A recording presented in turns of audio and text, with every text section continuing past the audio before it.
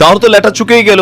তো ভালো, যদি প্রকৃতপক্ষে তারা ছাত্রলীগের কর্মী হয়েই থাকে, সবগুলারে ঢাকা ইউনিভার্সিটি ক্যাম্পাসে ক্রস ফায়ার দিয়ে দেন। আমরা দেখতে চাই মৃত্যুর পরে আসলে কোন ছাত্রলীগ। আরো তো ভালো হয়েছে, তাই না? ছাত্রলীগ হলে এখন ক্রস ফায়ার দেওয়াটা আরো সোজা, আইনের কাছে এদেরকে ধরা সোজা, ধরাই দিতে হবে। আজকে বাংলাদেশে যে ঘটনা ঘটেছে, সেই ঘটনাটা কোনো অ্যাঙ্গেলে আসলে মেনে নেওয়ার মতন আমি এটা দেখছি না। আপনারা জানেন যে ঢাকা ইউনিভার্সিটিতে যেই ছাত্রটার সাথে 3 দফায় ঠান্ডা মাথায় 3টা দফায় কি বলা হয়েছে, ছেলেটাকে হত্যা করা হয়েছে ঠান্ডা মাথায় মাইরা। এখন ঘটনার সূত্রপাতে এখানে বেশ কয়েকটা নাম আসছে। আমরা দেখছি যে ডেইলি ক্যাম্পাস থেকে একটা রিপোর্ট, ডেইলি ক্যাম্পাস নামক একটা জায়গা থেকে রিপোর্টে এখানে বলা হয়েছে, ফেস দ্য পিপলের সাইফুল ভাইও তিনি আপনার এখানে নামটা দিচ্ছেন যে এই ঘটনায় তোফাজ্জল হত্যাকাণ্ডের সাথে যারা জড়িত বিষয়টি এখনো নিশ্চিত হওয়া না গেলেও তার নিথর দেহের পাশে লাঠি হাতে ছাত্রলীগের সাবেক নেতাকর্মীদের দেখা গেছে। তার মানে ঢাকা ইউনিভার্সিটিকে এখনো ছাত্রলীগ কন্ট্রোল করে? একটা প্রশ্নবোধক চিহ্ন আসছে।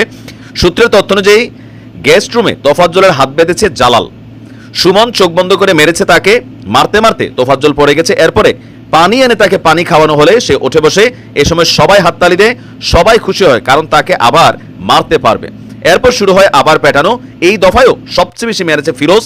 পরে পদার্থ বিজ্ঞানের 18-19 সেশনের জালাল আসে। জালাল এসে আরো মারতে উৎসাহ দেয়, বলে মার, ইচ্ছা মতো মার, মাইরা ফেলিস না একবারে। এই সময় গ্যাস লাইট দিয়ে আপনার পায়ে আগুনও ধরিয়ে দেওয়া হয়। পরে সুমন এসে তোফাজ্জলের ভ্রু এবং চুল কেটে দেয়। এটা হচ্ছে ডেইলি ক্যাম্পাসের রিপোর্ট। এবার আসেন আমরা আমাদের গণমাধ্যমগুলোর আরেকটা রিপোর্ট দেখি, মূলধারার গণমাধ্যমগুলোর। সেখানে বলা হয়েছে যে আসলে মূল ঘটনাটা কি ঘটছিল। নাম প্রকাশে অনিচ্ছুক একজন ছাত্র, তার বক্তব্য হচ্ছে যে আপনার তখন আনুমানিক সন্ধ্যা 7টা বা 7:30 আমাদের ফজলুল হক মুসলিম হলের ফুটবল খেলা চলছিল। শহীদ ইমতিয়াজ বনাম শহীদ আবু সাইদ একাদশের খেলা হচ্ছিল।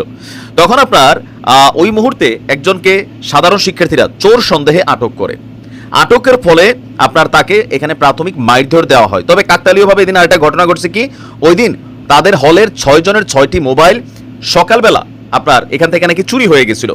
তো এই ইস্যুটাতেই আপনার মেইন ঝামেলাটা পাকালো। তখন সাধারণ শিক্ষার্থীরা তাকে প্রথমে ধরে নিয়ে আপনার কি করলো, যে হলের যে গেস্ট রুম আছে সেইখানে নিল। প্রাথমিক এক দফা মাইটের দিল, তারপর তাকে জেরা করলো। এরপরে তাকে হলের ক্যান্টিনে ভাত খাওয়ানো হলো। ভাত খাওয়ানোর পরে আরেক দফা মাইট দেওয়া হইলো। সেই মাইট দেওয়ার পরে আবার যারা মারতে পারে তারা অপেক্ষা করতেছিল মারার জন্য। এর মাঝখানে আমাদের ফজলুল হক যেই ক্যাম্পাস আছে, এই ক্যাম্পাসে যারা প্রক্টোরিয়াল বডি আছে, মানে হলগুলোর যারা দেখাশোনা করেন, তাদের একটা টিম আসলো ছেলেটাকে কি আসে বিষয় জানার জন্য, নিয়ে যাওয়ার জন্য। তারা তখনও দিল না দিয়া আবার মারলো। টোটাল কয় দফায় মারলো? 3 দফা। ভাবতে পারেন।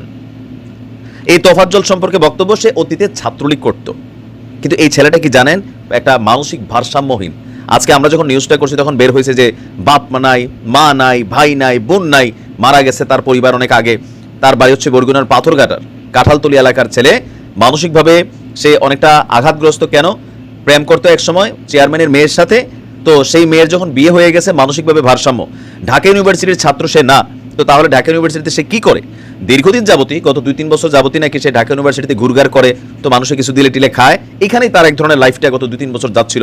তো সেই হিসাবে সে হয়তো গতকালকে সেখানে খাইতে গেছিল, আর এই খাইতে যাইয়া তার জন্য জীবনের এই অন্তিম পরিণতি ছিল। কিন্তু ভিডিওতে আমরা যা দেখলাম, এটা তো ভাবে মাইনা নেওয়া যায় না।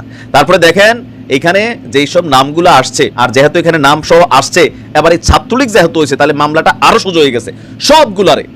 যেহেতু ঢাকা ইউনিভার্সিটির ক্যাম্পাসে এখনো ছাত্রলীগ ঢুকা এভাবে পিটাইয়া মানুষ মারে দাবি করা হচ্ছে, তাহলে এই নেতাগুলা এগুলোরে ক্রস ফায়ার দিয়ে দেন, এগুলারে ক্রস ফায়ার দিয়ে দেন।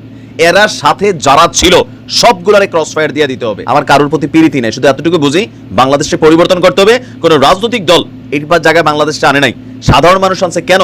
কারণ আমরা এই বাংলাদেশ দেখতে চাই না যে এক লীগ গেল আরেক একজন আসবে, অথবা সাধারণ পোলাপাইন খুনির ভূমিকা পালন করবে। এই বাংলাদেশ তো কাম্য না। এগুলার পরিবর্তন দরকার। একটা লোক চুরি করতে পারে, ডাকাতি করতে পারে, যেটাই করতে পারে, এক্সট্রিম লেভেলের ভায়োলেশন না করলে ধরছেন, গ্রেপ্তার করেন, অথবা জিজ্ঞাসাবাদ করে পুলিশের কাছে দিয়ে দেন। যদি পিছনে ছাত্রলীগ ট্যাগ থাকে, মামলা আরো দ্রুত হবে। এটা তো ভালো।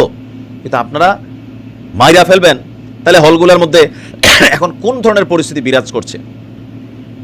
এগুলো একটু কন্ট্রোল দরকার, কন্ট্রোল। তীব্র নিন্দা জানাচ্ছি, প্রকৃত শাস্তি চাচ্ছি। ছাত্রলীগ, ছাত্রদল, সাধারণ শিক্ষার্থী বুঝি না, এদের পরিচয় একটাই, খুনি। যারা এই ঘটনা ঘটাইছে ক্রস ফায়ার দিয়ে দেন সবগুলোরে। ভালো থাকবে।